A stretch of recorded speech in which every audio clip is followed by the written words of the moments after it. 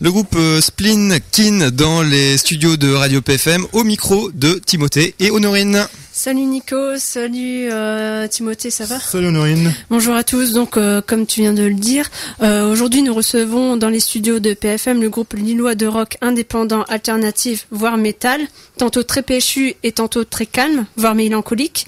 Il s'agit bien sûr du groupe Splinkin. Donc il se compose de Géo. Salut Géo. Salut, enchanté. Alors toi tu es le chanteur et le guitariste du groupe. C'est ça. Et de Infravez, Michael, ton vrai prénom. Infravez. Voilà, Infravez. Donc toi tu es batteur. Oui. Donc tout d'abord vous vous êtes créés tous les deux en 2009 et Thibaut est venu se greffer au groupe par la suite et aujourd'hui il n'est pas là. Donc je pense qu'on peut lui passer un petit coucou. Coucou Thibaut. Il est pas mort. Il est malade en fait, il a une gastro, c'est pour ça. D'accord. Bon rétablissement à toi. Nous compatissons. À ta douleur.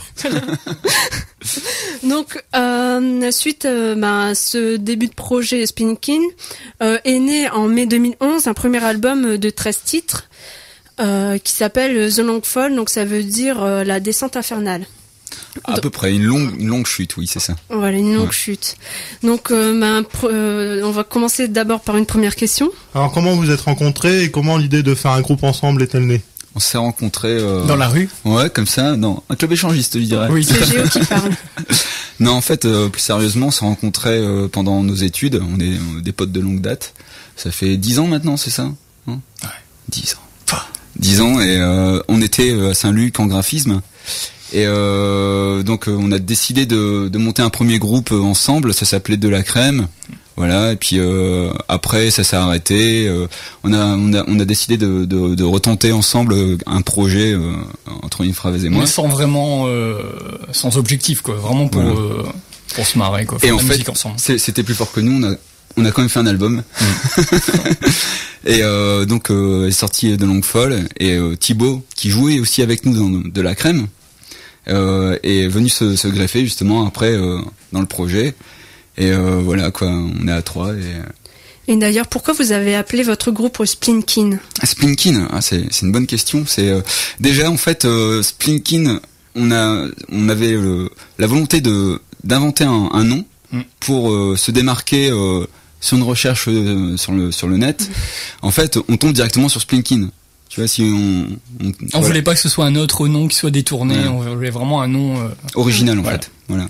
Et donc Splinkin c'est composé de spleen, voilà, spleen de Baudelaire. La mélancolie. Voilà. Et après on a rajouté une syllabe, voilà, pour faire quelque chose d'autre parce que spleen, forcément, si tu tapes spleen sur internet, tu tombes sur plein de trucs. Voilà. D'accord. On va commencer déjà par écouter un morceau que l'on peut retrouver dans votre album The Long Fall. Donc on va écouter tout de suite Human Nature.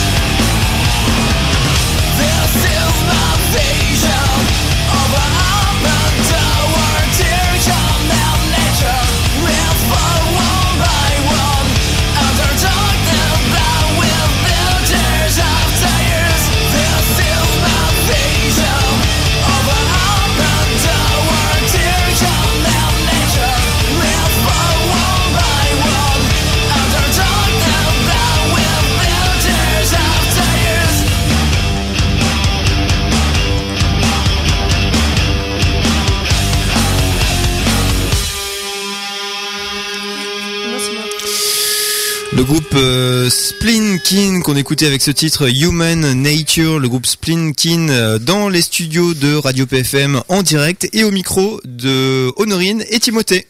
Donc vous venez de sortir un premier album nommé A Long Fall en mai 2011, qui veut dire la descente infernale. Pourquoi l'avoir appelé comme ceci, ce premier album Géo. Ouais. Pourquoi c'est assez compliqué. En fait, si tu montres sur la pochette, voilà. En fait, on a un type qui chute justement avec. C'est un petit peu une métaphore, si tu veux, de ce qui se passe dans le monde. Tu vois, une longue chute au niveau économique, au niveau environnemental. C'est un petit peu cette métaphore là que je voulais mettre. Donc, c'est exprimé dans Human Nature. C'est exprimé en fait, c'est un thème assez récurrent dans tout l'album. Voilà, c'est un truc qui nous tenait assez à cœur. Justement, dans vos textes, on sent une mélancolie profonde. C'est dû à vos textes autobiographiques ? À notre enfance tourmentée, je dirais. Oui. C'est atroce. On est nostalgique quand même. Bah, je pense que ça fait partie de notre nature. Je pense, c'est notre façon de composer. On est peut-être joyeux dans la vie, mais en tout cas en musique on n'arrive pas à faire quelque chose de joyeux, tu vois. On va pas faire de la compagnie créole ou quoi. C'est en nous. On est obligé de faire des choses tristes, déjà par nos influences. Tu vois, en fait on écoute des trucs aussi variés que Radiohead, enfin plein de trucs, vraiment trop plein de trucs.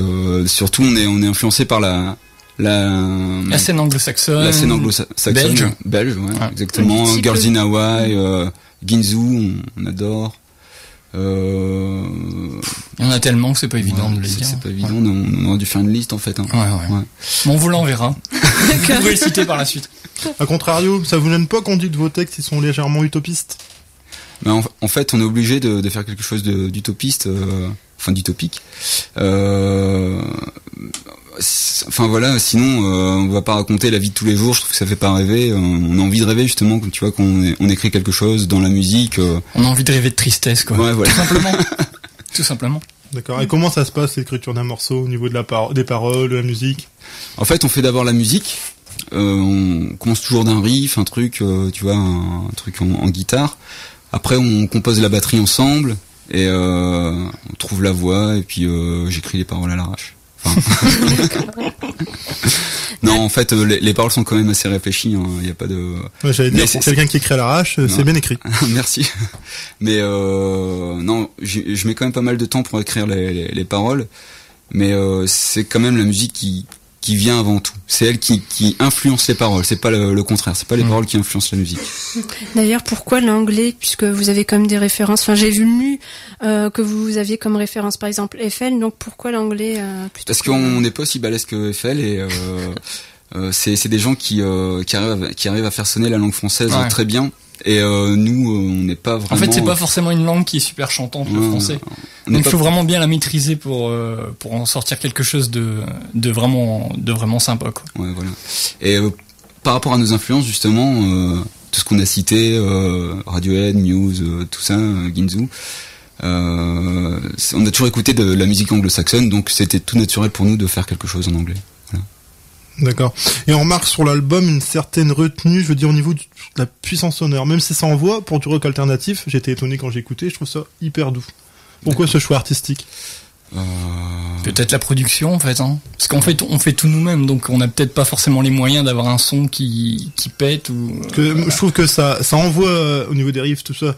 Au début, quand la musique elle part. Tu veux dire au niveau de la production en lui-même ? Non, je sais pas comment. Disons qu'en fait, vous avez un son assez. Une voix assez douce, c'est ça. Ouais, c'est ça. En fait, moi douce, qui est pas très rock, là j'adore parce que c'est la musique elle envoie, mais les paroles ils sont douces, ils sont posées. C'est pas. D'accord. Vous envoyez pas la sauce tous les 30 c'est, secondes. C'est tout. Ouais, c'est un choix artistique. On n'a pas envie de beugler comme des fous. Donc c'est vraiment. On voulait être assez nuancé. Voilà. C'est nuancé, avoir une voix des fois quand même qui part assez haut.